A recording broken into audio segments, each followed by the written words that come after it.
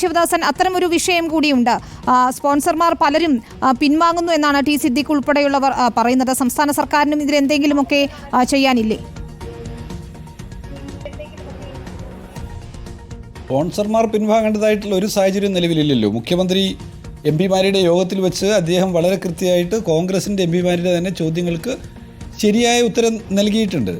അപ്പോൾ സ്പോൺസർമാർ പിൻവാങ്ങുന്നു എന്ന് പറഞ്ഞാൽ ഇതുപോലൊരു ദുരന്തത്തിന് പിന്തുണ കൊടുത്ത് മുമ്പോട്ട് വന്നിട്ടുള്ള ആൾ ചിലപ്പോൾ അദ്ദേഹത്തിൻ്റെ ആ മാനുഷികതയുടെ അടയാളപ്പെടുത്തലായിട്ട് ഞാനതിനെ പറയുന്നില്ല. അങ്ങ് പിൻവാങ്ങി പോകുന്നവരുണ്ടെങ്കിൽ ഈ ജനങ്ങളോടൊപ്പം ഞങ്ങളുണ്ട് എന്ന് പ്രഖ്യാപിച്ചിട്ടുള്ള ഓരോ ആളും അവരോടൊപ്പം നിൽക്കുകയും ആ പ്രദേശത്തിൻ്റെ പുനരുദ്ധാരണത്തിന് വേണ്ടി ആ പ്രദേശത്തെ മെച്ചപ്പെടുത്താൻ അവർക്ക് കൈത്താങ്ങായി നിൽക്കാനുള്ള മുൻ പ്രഖ്യാപനങ്ങളിൽ ഉറച്ചു നിന്നുകൊണ്ടുള്ള എല്ലാ പിന്തുണയും കൊടുക്കേണ്ടുന്ന ഒരു സന്ദർഭമാണ്.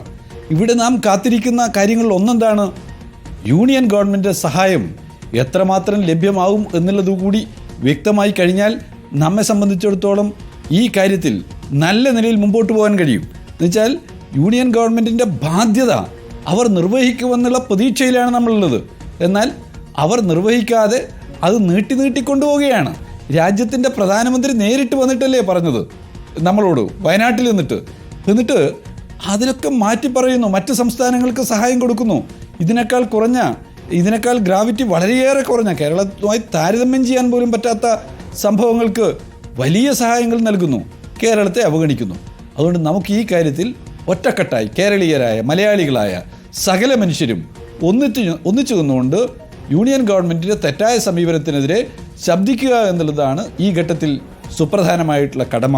അവരെ തുറന്നു കാണിക്കുന്നതിന് മാധ്യമങ്ങളായിട്ടുള്ള മാധ്യമ സ്ഥാപനങ്ങളിൽ പ്രവർത്തിക്കുന്ന ആളുകളൊക്കെ തയ്യാറാവേണ്ടതും വളരെ പ്രധാനമാണ്.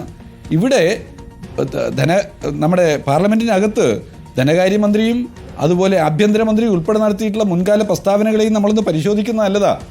എത്രമേൽ തെറ്റിദ്ധാരണ പരത്തുന്ന പ്രസ്താവനയാണ് ആഭ്യന്തരമന്ത്രി പാർലമെൻറ്റിൽ നടത്തിയിട്ടുള്ളത്. ഞങ്ങളൊക്കെ അതിൻ്റെ നേരിട്ടുള്ള ദൃക്സാക്ഷികളാണ്. തീർച്ചയായും ദുരന്തം മുൻകൂട്ടി പ്രവചിച്ചിരുന്നു, മുൻകൂട്ടി വിവരം അറിയിച്ചിരുന്നു എന്നുൾപ്പെടെ പറഞ്ഞിട്ടുള്ള ഒരു ആഭ്യന്തരമന്ത്രിയാണ്. ഇങ്ങനെ ഓരോ ഘട്ടത്തിലും തെറ്റായ വാർത്തകൾ കൊടുത്ത് തെറ്റായ പ്രസ്താവനകൾ ഇറക്കി വയനാട്ടിലെ ജനങ്ങളെ, കേരളത്തിലെ ജനങ്ങളെ അവഹേളിക്കുന്നതിനുള്ള നീക്കവും കൂടിയാണ് ഈ യൂണിയൻ ഗവൺമെൻറ് നടത്തിക്കൊണ്ടിരിക്കുന്നത്.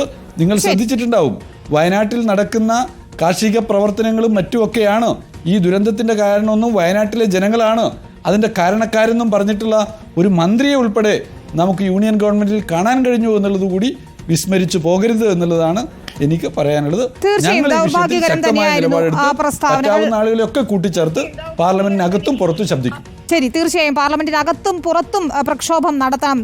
അവകാശം നേടിയെടുക്കുന്നതുവരെ, പ്രത്യേക പാക്കേജ് കേന്ദ്ര സർക്കാരിൽ നിന്ന് ലഭ്യമാകുന്നതുവരെ. വളരെയധികം നന്ദി ശ്രീ വി ശിവദാസൻ MP പ്രതികരിച്ചതിന്. ഏതായാലും പ്രക്ഷോഭം കടുപ്പിക്കാൻ ഒരുങ്ങുകയാണ് LDF. സമരം ദില്ലിയിലേക്ക് വ്യാപിപ്പിക്കും. പ്രധാനമന്ത്രിയുടെ വസതിക്ക് മുന്നിൽ രാപ്പകൽ സമരം നടത്താനാണ് തീരുമാനിച്ചിരിക്കുന്നത്. ദുരന്തബാധിതർ ഉൾപ്പെടെ 500 പേർ ഇതിൽ പങ്കെടുക്കുമെന്ന് തന്നെയാണ് നേതാക്കൾ അറിയിക്കുകയും ചെയ്യുന്നത്.